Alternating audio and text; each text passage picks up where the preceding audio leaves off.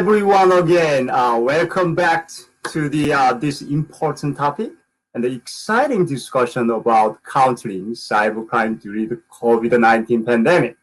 My name is Victual. I'm an assistant professor and director of cybersecurity study at the University of Scranton in Pennsylvania.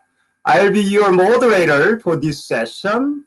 It is my great honor and pleasure to welcome you here today. Also, I would like to announce a great news that recently we changed our division name from Cybercrime Division to Division of Cybercriminology. It sounds cool, right? I love it. Okay, great. So it's time to getting started with our session. Before we jump in panel discussion, I want to invite the chairperson of KOSCA's Cybercriminology Division in order to give you the landscape of cyber threat during this pandemic time. So I'm going to turn it to Dr. Kyung-Sik Choi for his opening remark. Okay, over to you, Dr. Choi.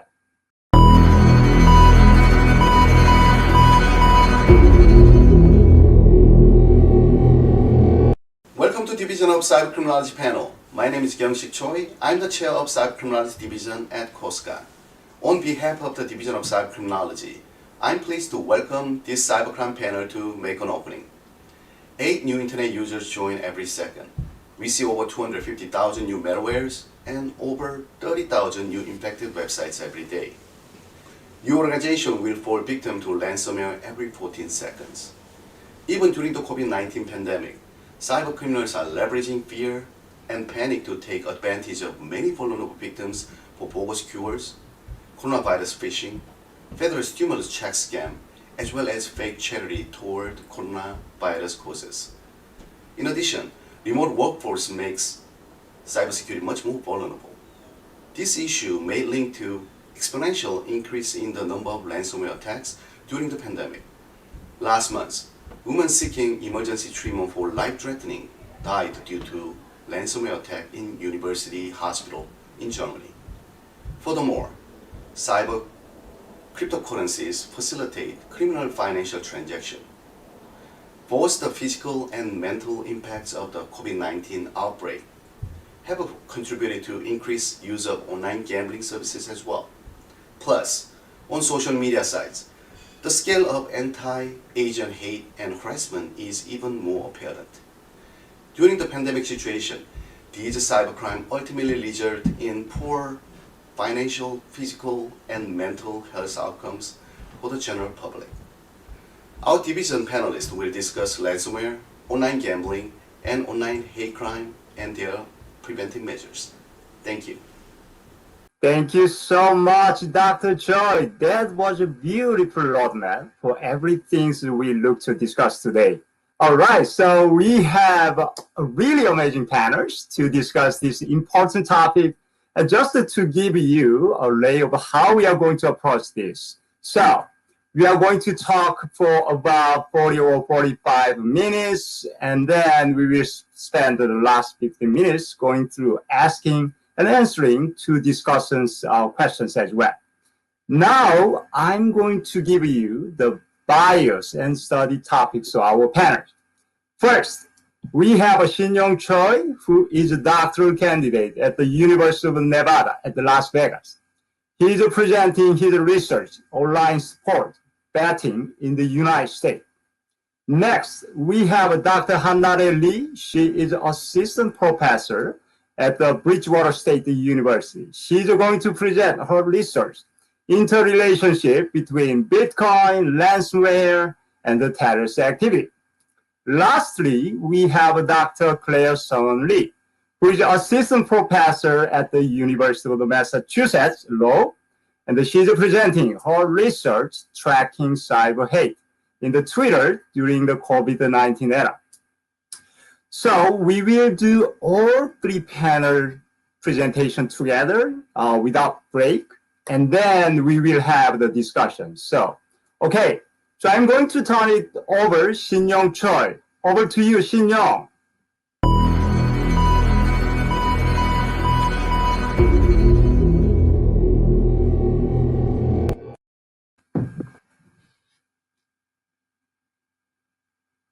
Hello everyone, my name is Sinyoung Choi.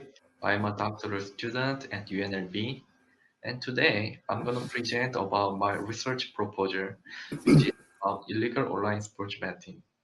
The title of research is Online Sports Betting in the United States, a multi-level analysis of factors predicting the decision to bet illegally or legally.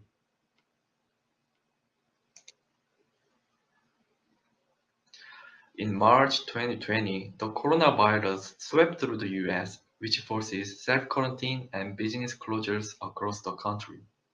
A number of sports events were also suspended. But now, as sports have returned, the sports betting industry has benefited from the busier than usual season with many stacked up sports events. Also, because of the pandemic, there are more support toward online sports betting. For example, Rhode Island were only allowed in-person registration for sports betting. They started allowing online registration from July. And during the pandemic, the sports betting industry has fueled by an increasing number of players because the pandemic may cause one's mental health problem, financial hardship, and social isolation, which can lead to increasing engagement in addictive behaviors like gambling. Even before coronavirus struck, the sports betting industry experienced substantial growth.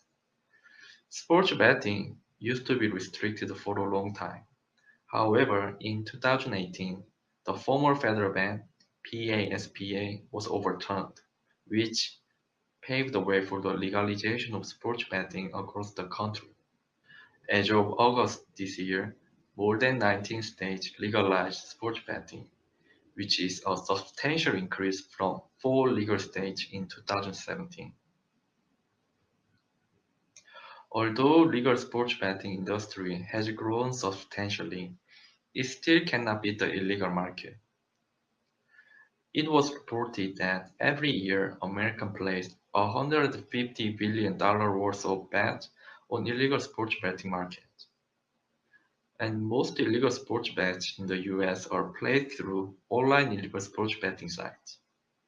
And you might wonder how to define the illegality of online gambling.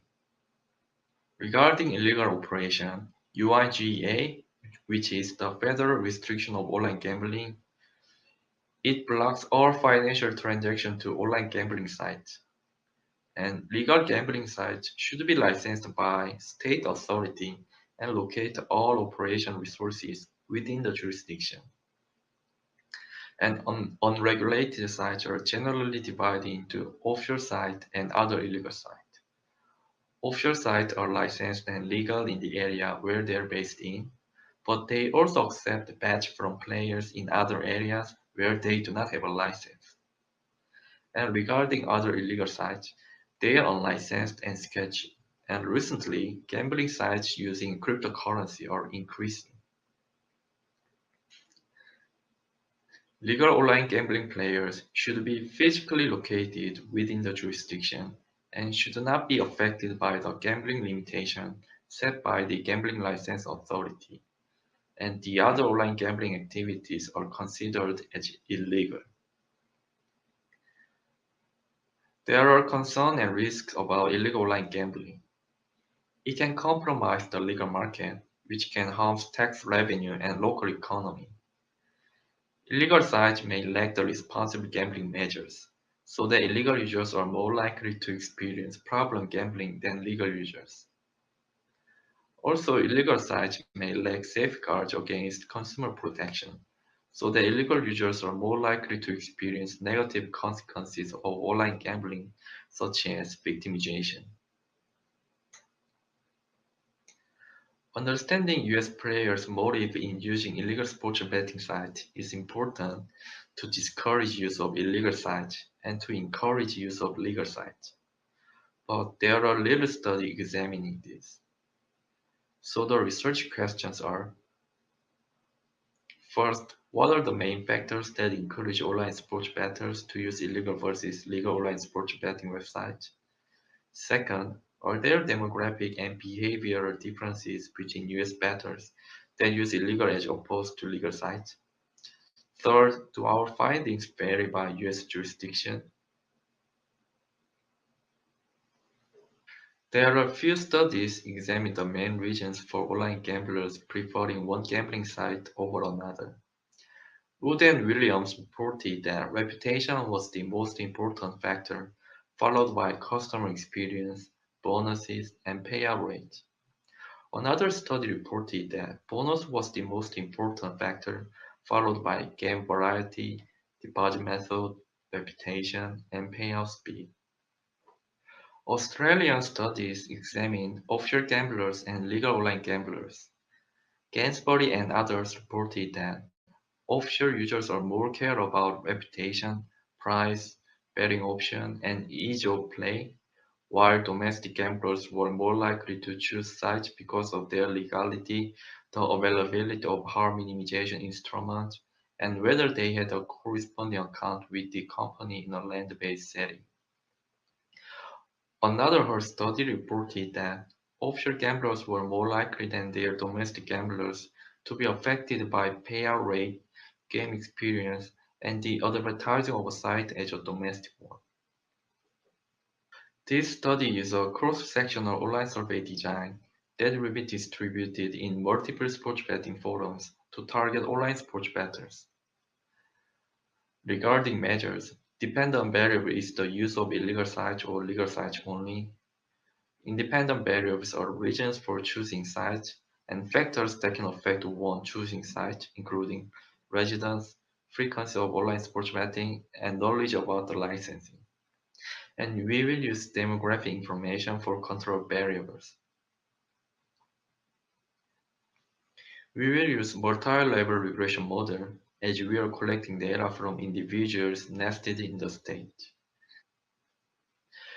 Using this model will allow us to, first, determine which factors affect sports bettors using legal sites. Second, analyze variability between jurisdictions as well as between individuals. Third, account for any jurisdictional effect on the probability of using illegal sites. At the moment, we are collecting data now, and we are planning to finalize the project by March next year. Thank you guys for joining me for presentation. I hope you guys enjoyed it. Please let me know if you have any questions. Thank you.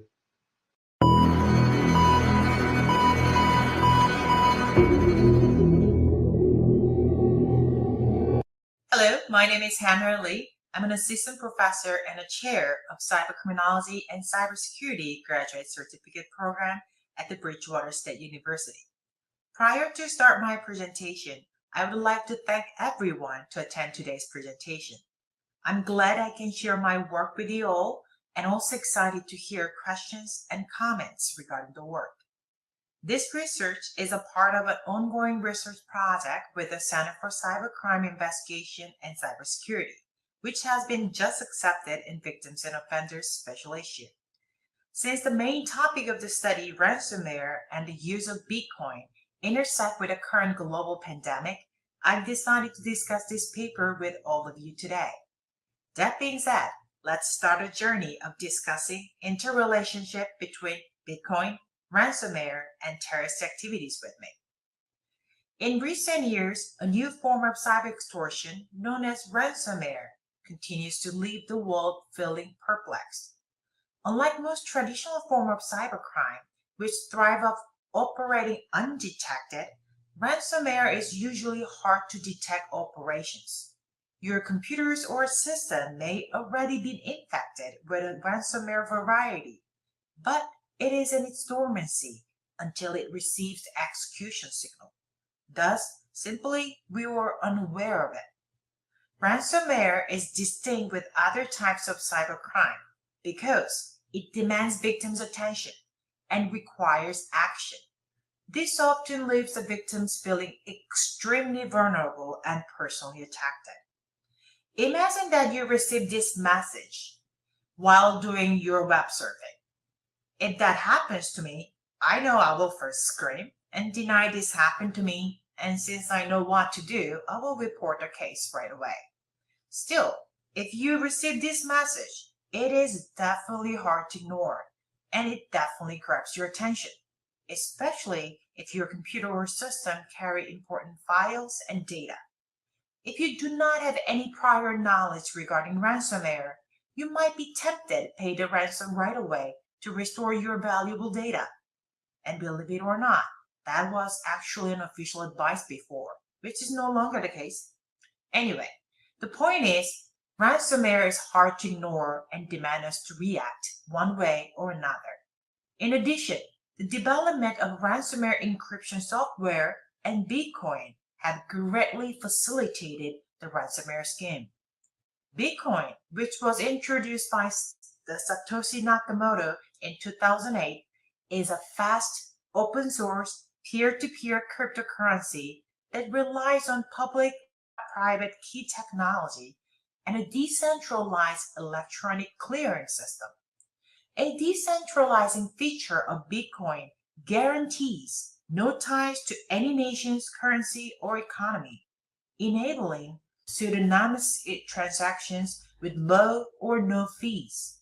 Thus, even compared to the existing financial system, Bitcoin leverages users, including cybercriminals, to engage in irrevocable and supposedly hard to trace financial transactions.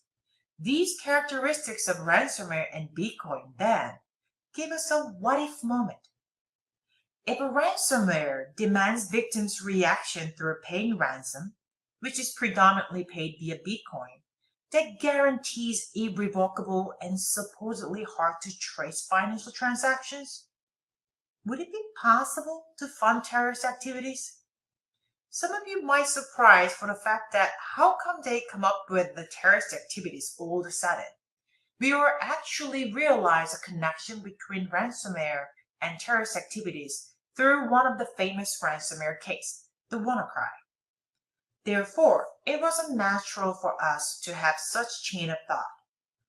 With that idea in mind, we start to research the connection between all three elements, and surprisingly, there was no empirical studies. All of the ideas I presented here were all anecdotal assertions without any empirical support. Furthermore, the US government in 2018 report considered Bitcoin as not an eminent threat factor, but as criminologists who exposed various theories to explain cyber behavior, criminal behaviors, we wanted to explore the connection and present the empirical evidence of these relationships. Therefore, using routine activity and cyber routine activity theory, we propose the following theoretical framework. Routine activity theory and cyber routine activity theory, which has evolved from the rational choice framework along with opportunity structure, assumes a rational decision-making process by individuals seeking the most cost-effective means based on opportunities, costs, and benefits to achieve specific goal. As a figure demonstrated, this study assumes that cyberspace provides a vast amount of opportunity to motivate offenders to target numerous suitable targets, where capable guardianship, especially formal guardianship, is lacking. Since cyberspace enables the convergence of three tenets, the opportunity to commit crime also increases. By combining these assumptions with anecdotal speculation of ransomware, Bitcoin, and terrorist connections, this study explores the following 6 hypotheses. Hypothesis 1. The ransomware prevalence affects the Bitcoin transaction, in other words, Bitcoin prices. Hypothesis 2.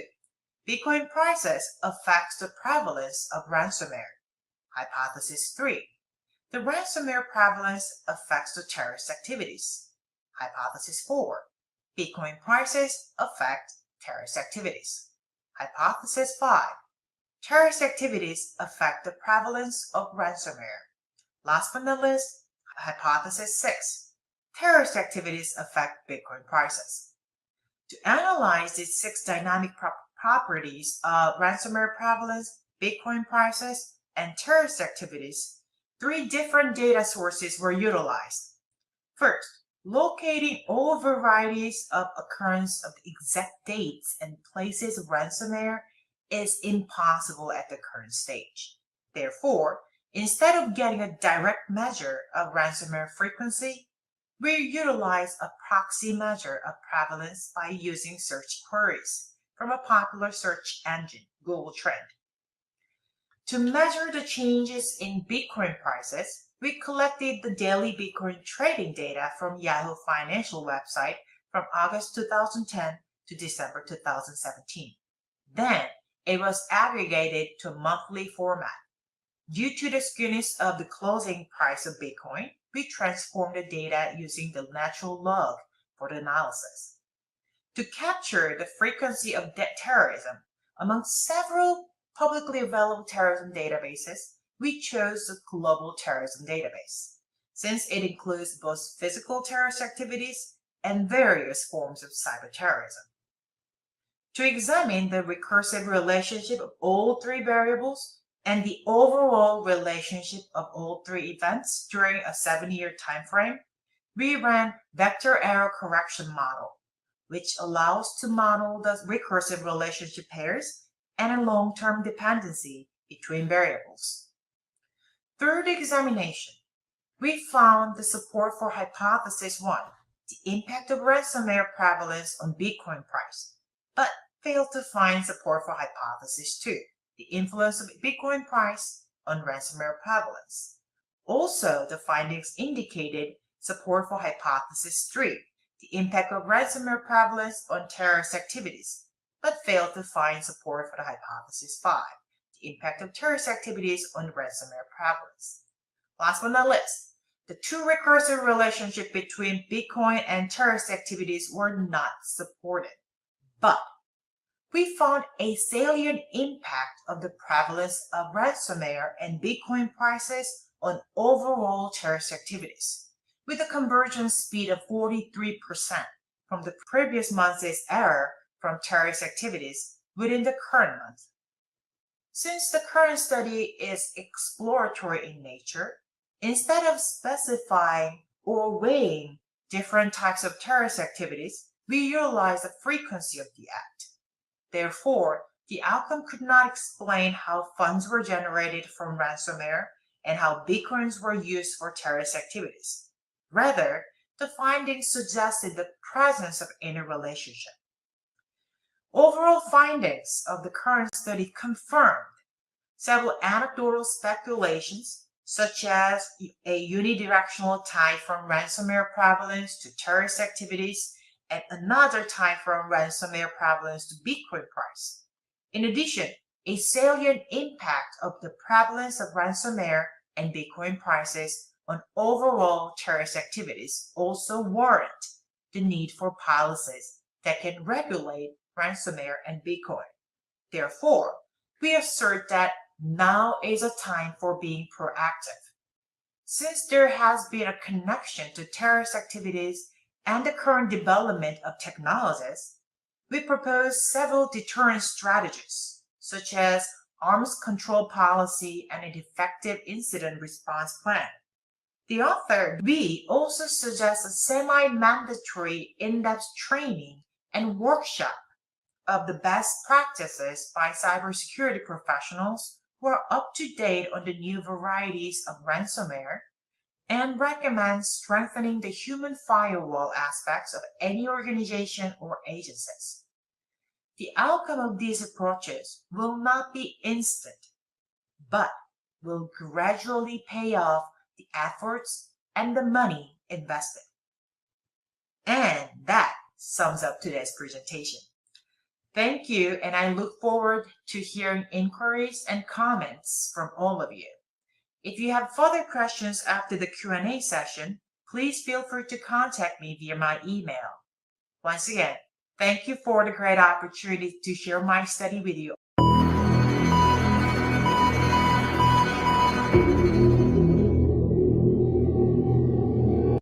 Hello, everyone. Thank you very much for coming to the talk. I'm Claire Lee, who is an assistant professor at UMass Lowell. Today, I'm going to talk about my research with collaborating with other researchers whose name is up there on cyber hate in Twitter during the COVID-19 era. This is a preliminary draft, which is prepared for KOSCA 2020 online conference So I would like to welcome any feedback or critiques or suggestions for the further research.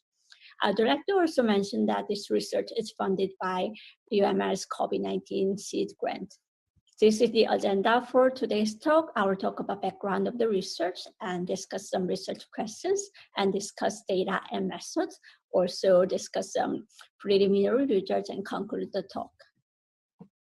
So during the COVID-19 era, as you might know, well, there are a lot of things going on, especially online hate speech, online racism towards Asian Americans, in particular for Chinese Americans. This is partially because the COVID-19 came from Wuhan, China, 2019. So many Asian Americans have been targeted at online hate crime, online hate speech.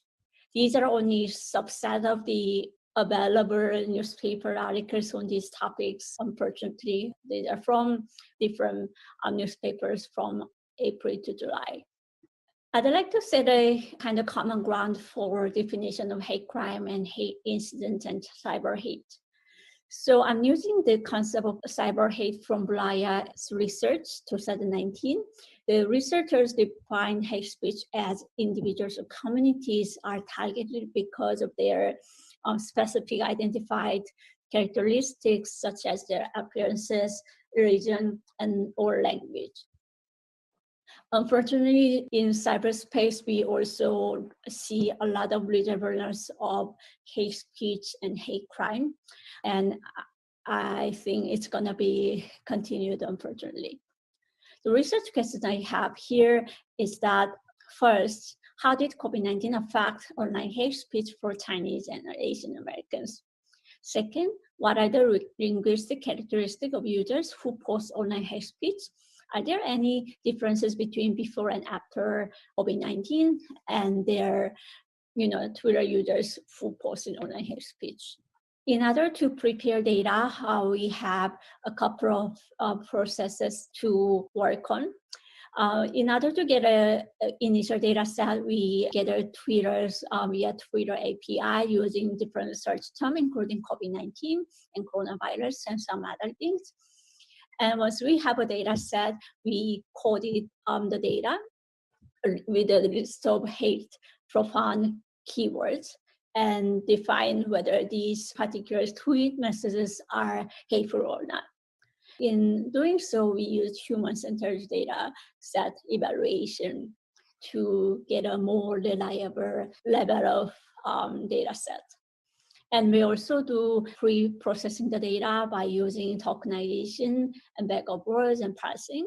So basically, we have a bunch of tweet data we collected from our first procedure of the data set preparation, and we eliminate those words which are not included to be the main discourse, like a, the, something like that. And we also divided those words, those sentences or those words into different segments that we can analyze the data. The reason why we use Twitter is that Twitter is one of the most popular and important online platform in the US. As one of our research questions is on defining and comparing hate speakers with reference users, we create the procedure in the following. So before doing so, I'd like to mention that hate speakers in our research were defined as users posted online hate speech in Twitter. Reference users are kind of control groups. They don't post those messages at all. So as I just mentioned, we use different steps to collect the data. And then the collection period of the data set was January 13 to April 12, 2020. We were able to create a data set with these number of tweets. Among them, the English tweets were 65%. We only used the English tweets for our research. And then we also look at like hateful messages and slur words were included in the tweets or not.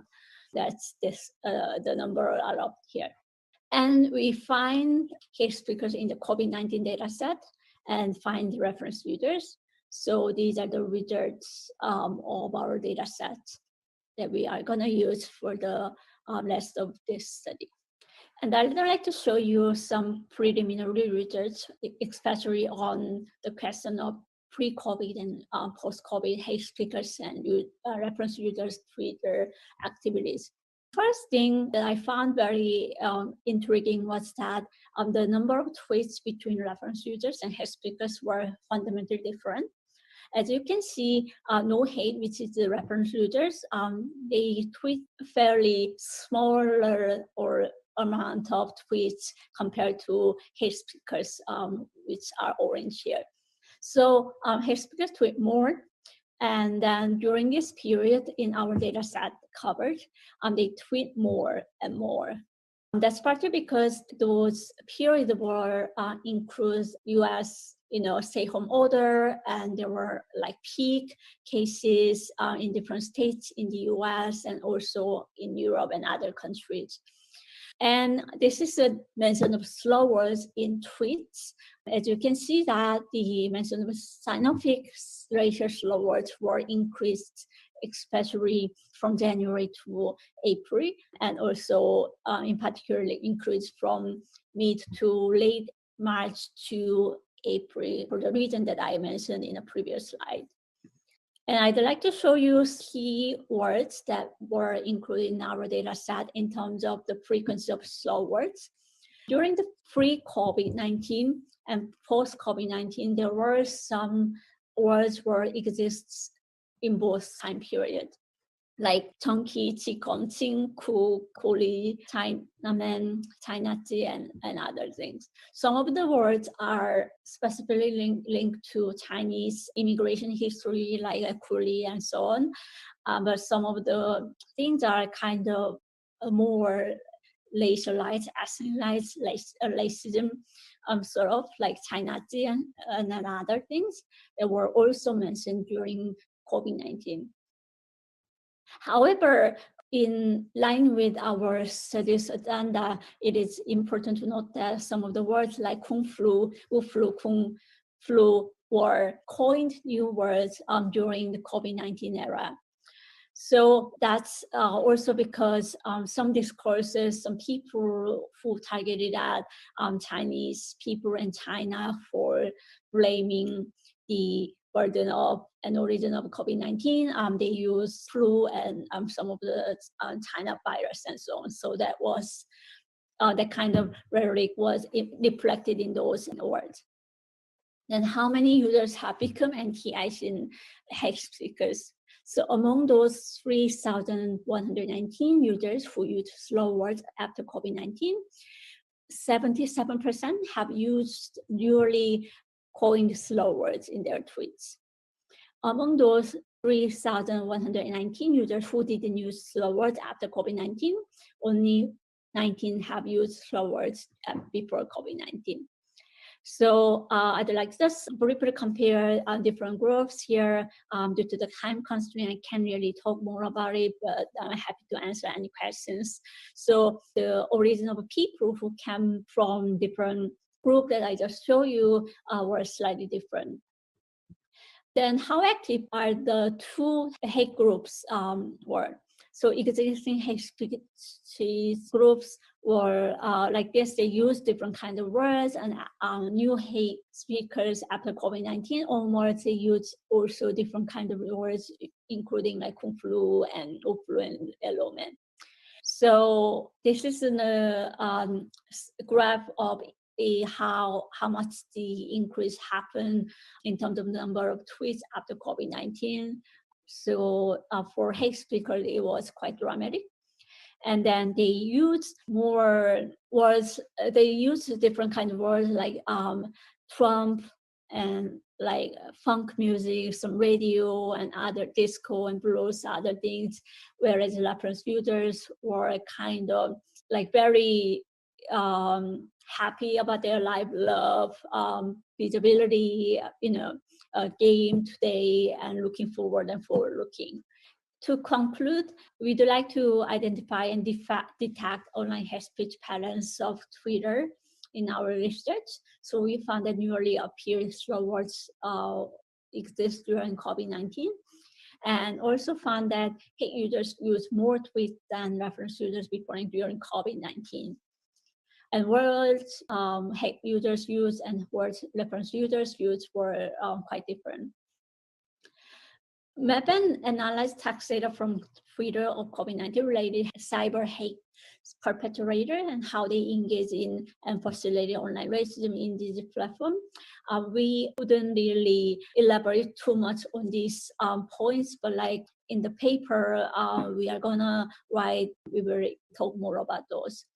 And there are certain implications for victims and policies and cybercrime and cybersecurity, and how we can mitigate the level of cyber hate on social media, especially during the COVID-19, and also our lives moving forward.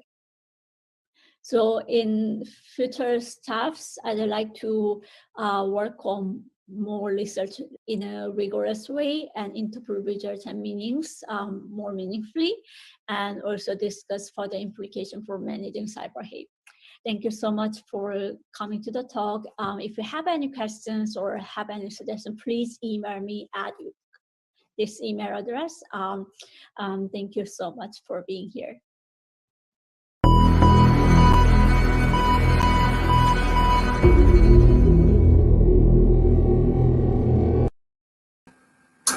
Oh, wow.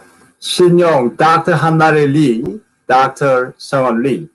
That was outstanding. I love it. That was a very significant and timely matter topic in the cyberspace during this pandemic period and Trump era in US history. All right, so next up is a discussion. Given that we invite two of a very sharp discussion from Alabama and Texas. First, Dr. Hae-Young Lim is an associate professor at the University of Alabama in Birmingham. Next, Dr. Jae-Young Choi is an assistant professor at the Angelo State University in Texas. Dr. Lim, would you mind if you first starting offering the discussion question to our panel? Sure, thank you. First of all, thank you for Shin-Young, your interest in such an important topic, but that has not been studied much. As a non-gambler, me, I could learn more about illegal gambling, especially illegal online bettors and online sportsbook from your presentation. Because this study is in the progress, so I would like to ask a general but important question to you. The first one is, what do you think? Why USA government or relevant law enforcement agency have not been able to successfully control the illegal gambler and bettors, and which agency should be in charge of this investigation? Thank you, Hea, for bringing up an important question. The DOJ and FBI, they are in charge of investigating and prosecuting illegal online gambling rings. And one of the most well-known cases is that FBI cracked down on the major illegal poker sites. And when they investigate, they tend to work with other federal law enforcement officers like IRS and state and local law enforcement partners as well. It is very difficult to control illegal gambling market through the prosecution because there are too many illegal online gamblers who are able to reach the unlicensed sites, one A or another. And also there are many unlicensed sites with the advanced technology who often take a quick action to law enforcement detection. But law enforcement agents tend to lack effective cybercrime investigation skills and have limited resources for cybercrime investigation. And cybercrime investigation is often time-consuming and difficult, and it's difficult to properly collect evidence, and it involves a lot of work. So doing cybercrime investigation on misdemeanor like illegal gambling is inefficient in terms of using their resources. And they would not be willing to jump into the case unless the illegal gambling is very serious or tied to other serious crimes. Okay, thank you. As you mentioned, the time-consuming investigation with the lack of manpower and resources are the primary reason for unsuccessful controlling illegal gambling. In the case, what policy implication you could suggest to better control and resolve the issue? In terms of effective cybercrime investigation, I believe more effort and resources needed to be invested in law enforcement training and education program from federal level to the local level to improve and maintain their cybercrime investigation ability. I also believe that the best way to end the illegal gambling is to decrease the demand for it. Regulation rather than prohibition is the one of the ways, and actually more and more states are legalizing some types of online gambling across the country. If there are legal gambling venues available with high quality, individuals will have less reasons for illegal gambling. Also, education is important too. Many people are still unable to distinguish between legal and illegal gambling sites. And this is partly because of the media who continue to legitimize the illegal market and blur the lines between legal and illegal market. So gambling industry as well as the media have to take a responsibility for educating the public to end the illegal gambling. Thank you. Great, awesome. Thank you for your thoughtful opinion. As you mentioned, legalization of the online gambling might be a solution, but we have to be very careful on it since we have experienced the side effect of the legalization of the marijuana use for the recreational purposes. Therefore, prior to legalize online gambling, more studies and evaluation should be done for not making the same mistake in our legal system and for preventing potential risk from the legalization of the online gambling. Thank you so much. Thank you.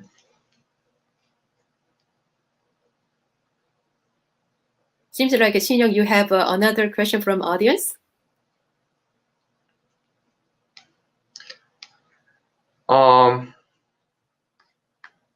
Yeah, I saw the question from the Scott, which say that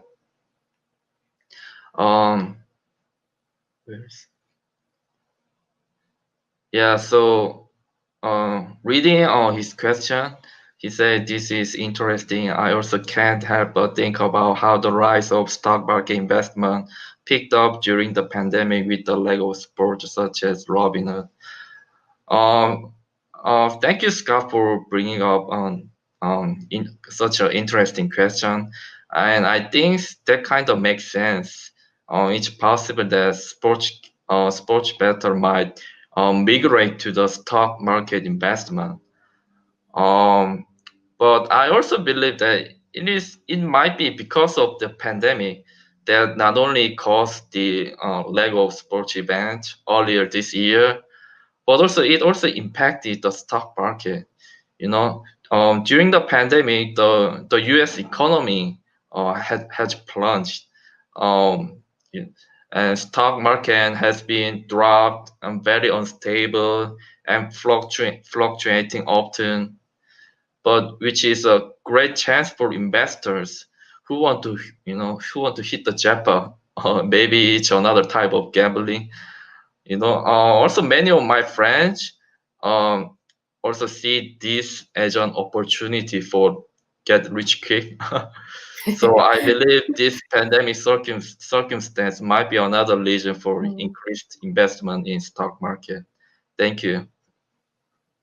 Thank you, Dr. Lim and Shin-young. That was a fantastic discussion, especially Shin-young just located in Las Vegas. That is like a fantastic topic to talk. I love it. Next, Dr. Jae-young Choi, would you mind if you start next question to our panelists? Hi, everyone. Thank you for your great presentation, Hannah. Your study explored the interrelationships between ransomware prevalence, Bitcoin price, and terrorist attacks. It is a very innovative study because nobody else has used this methodology. I think it is a great addition to the literature on cybercrime and cyberterrorism. One of your findings is that as ransomware prevalence goes up, Bitcoin price goes up. I actually could not make the clear connection between these variables. Can you elaborate on some situations where Bitcoin where ransomware prevalence can increase Bitcoin price? Thank you for your question, JL. Actually, as demonstrated in the presentation, most of the ransomware varieties in the last decade requires victims to pay ransoms using the Bitcoin. Therefore, there's no doubt that ransomware and Bitcoins are bound up each other. The issue becomes the magnitude, whether the scale and the prevalence of ransomware affect the changes in the Bitcoin prices. And the current study demonstrated such a relationship. Ransomware increases, Bitcoin price goes up. Furthermore, the fact that biggest jump of Bitcoin prices in 2017 correspond to the WannaCry, which is one of the well-known ransomware cases, clearly set the example between the ransomware and Bitcoin. Thank you for your answer. Another question that I have in mind is that, so I know that this is not the focus of your study, but do you believe that more stabilized Bitcoin price can facilitate more terrorist attacks, or would it be more beneficial to terrorists, or would it have the opposite effect on terrorist activities? That is really great question. Ever since I have built interest in this particular area of study, I've started to read articles in conjunction to possibilities of Bitcoin or other cryptocurrencies to replacing or substituting money. This is still a very hot button topic, and scholars in various fields, including economics, finance, and even political scientists, express different perspectives because of Bitcoin's current volatile nature. Without volatility, with stability that James suggested, Bitcoin would become quite an attractive and practical means of financial resources for everyone, including terrorists.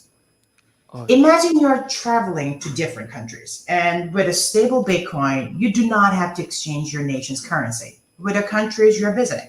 All you have to do is simply transferring the Bitcoin to pay the price. Unfortunately, such convenient lifestyle also opens an excellent opportunity for terrorists to replace their method of finance. In other words, stability of Bitcoin will likely enhance or boost other attractive features to terrorists. So to prepare for such technological advancement that is not linear, but exponential or more than that, we need to be ready sooner than later. It makes sense. Thank you for your clarification. My final question is that you've used the 3 variables in your study, but I believe that there could have been some variables that could have confounded the relationships between these 3 variables. Do you think that there is any a variable that was not included in your study due to limited access to dataset? But what kind of variables can be included in the future study for researchers? Another great question. The answer to this question should vary by the research purpose. For the current study, when we submit the paper to the victims and offenders, one of the reviewers also addressed the possibility of controlling other macro-level variables. Since the study's primary purpose was exploratory to elaborate on 3 main variables, we did not include additional control variables. Still, that comment made us consider other possibilities. Suppose the purpose of the study was beyond presenting the relationship, but gauging the magnitude and impact. In that case, we may consider including other variables such as legal and regulatory changes toward Bitcoin and ransomware by nations, interest from the traditional financial and banking institutions, traditional market stability such as US and other countries' stock market stabilities, technological development in security and safeguard features, and general public's awareness toward all 3 variables would be a great option. The problem, however, is always the data availability, especially for the macro level data. Just like the ransomware data we have utilized for the current study, most of the example I addressed for the possible control variables are hard to get the direct measures. Therefore, innovative but valid ways to measure and collect data are always welcome and appreciated. If anyone has other suggestions, please feel free to share it with the CIC members and me. It sounds like there are a lot of fruitful avenues for the future studies. I thank you for your answers. I look forward to reading more articles on this line of research. Thank you very much. There is a case, the reported cases about the terrorist groups actually use ransomware to finance their finance their activities. There are at least 5 different cases that I've been reading so far, and if you would like to know the list, please contact me and I can share the list with you. Okay, Dr. Choi and Dr. Lee. It was very impressive. I really appreciate it. Dr. Lim, again, would you like to have the second round of discussion question to our panels? Over to you, Dr. Lim. Oh, sure. Wow, Claire, I'm very impressed on your well-timed innovative research. Historically, hate crime have continued even in the process of rapidly growing civilization and evolution. It seems that the primary purpose was to overpower or control the opponent by showing relative superiority and strength. However, modern hate crimes are not only committed for such reasons, but also conducted for political and personal gain. It is also used as a means to easily manipulate public opinion or to increase SNS followers. From this point of view, I would like to ask Claire if there is a possibility that the increase in cyber hate against the Asians, especially Chinese people, in a pandemic circumstances, has been made for this purpose, and if so, to what extent these public tendencies are affecting U.S.-China relations or vice versa? Thank you, Dr. Lim, for your encouraging comments and questions. As a person who did some research on China, I found the questions are really outstanding and helpful for my research. So my short answer to your question is yes. There are at least several incidents that I could remember having impact on U.S.-China relations. Mm-hmm. First, trade wars between China and U.S. that has worsened the Sino-U.S. relationship so much, and also circumventing the number of Chinese international students and scholars come to U.S. and all that have been really impacted on the U.S.-China relations. On a cybersecurity front, although U.S. kind of delayed on banning TikTok, but probably it will happen pretty soon, and also some other Chinese social media like WeChat, Weixin. So these are kind of another heated debated points that many people are still thinking about that would affect on public relations and also government relations between the two countries. So having said that, I forgot to mention that during and after the pandemic, the fact that coronavirus actually came from China, Wuhan, China in December 2019, that create a lot of tension between Chinese and non-Chinese people and Asian versus non-Asian people. Mm-hmm. So that's really quite bad. And that was actually one of my motivations to study this. So, however, I think that individuals' interaction should not always be controlled by the top level, government level and diplomatic relations. You can be angry at the country, you can be angry at my country, but that is understandable. But it is not decent for you to angry at lower level, like civil society, citizen level. So in order to mitigate that or help us to move forward in a good direction, some campaigns might need to be put forward. That's a great answer. Although you mentioned briefly, but it would be great if you can specify what can be done at the civil level to reduce cyber hate. Yeah,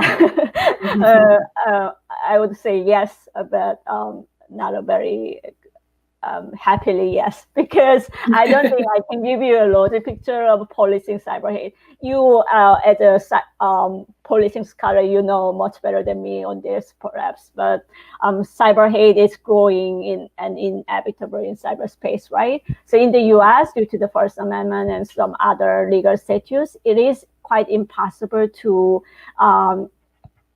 minimize or mitigate the level of cyber hate online or offline. But I hope some responsible social media platforms and private companies or people out there are creating some ways in which we reduce the level of online hate risk in cyberspace, such as like giving warnings, blocking some people, or not following some people who have a lot of like hate speech to others that could really helpful for other people. So last but not least, thank you so much for your great questions that will really help my research moving forward. And as you are a policing scholar, I'd like to talk to you more about how we can mitigating cyber hate and online hate speech in many ways and in a separate venue. Thank you so much. Have a great day. Thank you. Yes, as you mentioned, Claire, actually, this is one of the research areas I know, and especially the cyber ethic. So one of the way what we could do at the civil level would be building a very sound cyber community. Although instead of the depending of the cyber policing, right? So if we actually behave ethically, not only in the physical world, actually cyber world, that would be great. We can building up a good community, good society, right? So thank you so much. Yeah, thank you. Yeah, that actually remind me that like I had my class last week and we talked about community policing in cyberspace. So that would kind of quite tie to that discussion. So I just saw a question from Jackie Wilson. Thank you so much for your question. I'd like to talk to you more about this, but let me briefly answer your question. So you actually read my mind because I'm having another project on different social media and media platform and how they are related to offline activity during the pandemic and the election. So to your point, you know, we all live in like enormous amount of kinds of media, right? Mainstream media such as CNN, Fox News, or newspaper like the New York Times or Washington Post, or social media, online media such as Twitter, Facebook, TikTok, Reddit, right? So as a researcher, you know, we study this and interpret the research based on the data, but I believe we should work with K-12 kids and netizens about how we can, you know, mitigating online hate speech and cyber hate awareness program. So thank you so much. Jackie Wilson, actually a friend of mine. She's very sharp to ask questions to our panelists. Thank you, Jackie. Thank you all. It was amazing and very informative, active discussion. So let me give you the bottom line. As we discuss and just point out from our session today, it is clear that we are in the tough fight right now. Everyone, everything is a target. Individuals, baby monitors, hospital bed, Bitcoin, online gambling site, or social media. Even COVID-19 pandemic gave cyber actors, terrorists, hate crime offenders more criminal opportunity to exploit or hit our citizens, our critical infrastructure, and democracy itself. Let me be clear. Your risk is my risk. My risk is your risk now. Each of us is on the front line of a cyber battlefield, so we must work together to protect our citizens, our nations. In doing so, it is a time to have holistic approach for the academia, research institution, private and public sectors to collaborate to identify the cyber threat before they hit our networks and to respond more quickly and effectively to cyber incidents. And that's only the true way to we will win this combat and battle. So we appreciate your time and your efforts, your leadership, and then thank you for joining us at this virtual conference. Before we closing this session, I would like to inform you that we will have a 10 minutes break again, and then we will have KOSCA awards ceremony and closing session. For this closing ceremony and closing session, you need to go to the first KOSCA Virtual Conference 2020 room again. And then please get in there, stay in tune. And then I will see you at 11:50 in there. Thank you so much. See you soon.